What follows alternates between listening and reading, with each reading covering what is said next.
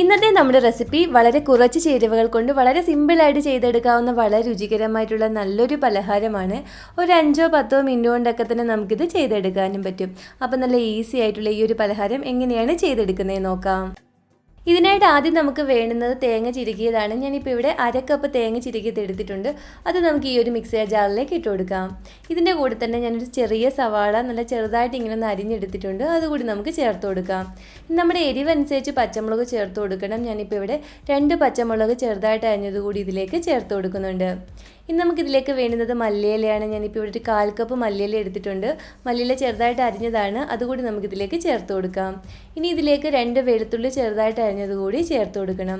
ഇതിൻ്റെ കൂടെ തന്നെ നമുക്ക് ആവശ്യത്തിന് ഉപ്പ് കൂടി ഇട്ട് കൊടുത്ത് ഒരല്പം വെള്ളം കൂടി ഒഴിച്ചു കൊടുത്ത് നല്ല പേസ്റ്റ് പരുവത്തിലൊന്ന് അരച്ചെടുക്കണം. ഇതൊന്ന് അരഞ്ഞ് കിട്ടാനുള്ള വെള്ളം മാത്രം ഒഴിച്ചാൽ മതി. കൂടുതൽ വെള്ളം ഒഴിക്കല്, ഒരല്പം മാത്രം വെള്ളം ഒഴിച്ചു കൊടുത്താൽ മതി. ഇപ്പം നല്ല പേസ്റ്റ് പരുവത്തിൽ ഇങ്ങനെ ഒന്ന് അരച്ചെടുത്തിട്ടുണ്ട്. ഈ ഒരു പരുവത്തിനാണ് നമുക്ക് അരഞ്ഞു കിട്ടേണ്ടത്.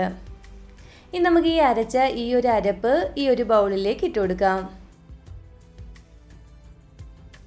ഇനി നമുക്കിതിലേക്ക് വേണ്ടുന്നത് ബ്രെഡ് പൊടിച്ചതാണ്. ഞാനിപ്പോൾ ഇവിടെ ഒരു 5 ബ്രെഡ് പൊടിച്ചത് എടുത്തിട്ടുണ്ട്. ഏകദേശം ഒരു 1.5 കപ്പ് ഉണ്ട്. അതുകൂടി നമുക്കിതിലേക്ക് ഇട്ട് കൊടുത്ത് ഇതെല്ലാം കൂടി നല്ലപോലെ ഒന്ന് മിക്സ് ചെയ്തെടുക്കണം. നമുക്ക് കൈകൊണ്ട് ഉരുട്ടി എണ്ണയ്ക്കകത്ത് എടുത്തിടാൻ പറ്റുന്ന ആ ഒരു പരുവമായിരിക്കണം. ലൂസാണെന്ന് തോന്നുകയാണെങ്കിൽ ഒരല്പം ബ്രെഡ് കൂടി ഒന്ന് പൊടിച്ചത് ഇതിലേക്ക് ചേർത്ത് കൊടുത്താൽ മതി. അതുപോലെ തന്നെ നിങ്ങൾക്ക് ഈ വീഡിയോ ഇഷ്ടപ്പെടുകയാണെങ്കിൽ ഇതുപോലുള്ള റെസിപ്പികൾക്കായി ചാനൽ ഒന്ന് സബ്സ്ക്രൈബ് ചെയ്യാനും നിങ്ങളുടെ അഭിപ്രായം കമൻറ്റായി അറിയിക്കാനും മറക്കല്ലേ. നമ്മൾ തേങ്ങയും മല്ലിയിലേക്ക് അരച്ചപ്പോൾ അതിലേക്ക് ഉപ്പിട്ട് കൊടുത്തിട്ടുണ്ടായിരുന്നു. ഈ സമയത്തൊന്ന് രുചിച്ച് നോക്കിയിട്ട് ഉപ്പ് കുറവാണെങ്കിൽ ഒരല്പം ഉപ്പ് കൂടി ഇട്ട് കൊടുത്താൽ മതി. ഇപ്പം നമ്മൾ ഈ ഒരു പരുവത്തിൽ ഇങ്ങനെ ഒന്ന് കുഴച്ചെടുത്തിട്ടുണ്ട്.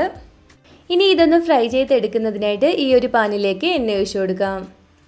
എണ്ണ നല്ലപോലെ ഒന്ന് ചൂടായ ശേഷം തീ ഒരു മീഡിയം ഫ്ലെയിമിൽ വെച്ചിട്ട് നമ്മുടെ 2 കൈയിലും ഒരു അല്പം എണ്ണ തേച്ചതിന് ശേഷം ഇതിൽ നിന്നും ഓരോ ചെറിയ ബോൾസാക്കി എടുത്ത് കയ്യിൽ വെച്ച് നല്ലപോലെ ഒന്ന് ഉരുട്ടി ഇതുപോലെ ചെറുതായിട്ടൊന്ന് പരത്തിയെടുക്കാം. നമുക്കിത് ഏത് ഷേപ്പിൽ വേണമെങ്കിലും ചെയ്തെടുക്കാവുന്നതാണ്. നിങ്ങൾക്ക് വേണമെങ്കിൽ ചെറിയ ബോൾസാക്കി ഉരുട്ടി എണ്ണയിലിട്ട് ഫ്രൈ ചെയ്തെടുത്താലും മതി. ഇനി നമുക്കിത് എണ്ണയിലേക്ക് ഇട്ട് കൊടുക്കാം. ഒരേ സമയം നമുക്ക് 2-3 എണ്ണം ഇങ്ങനെ ഇട്ട് ഫ്രൈ ചെയ്തെടുക്കാവുന്നതാണ്.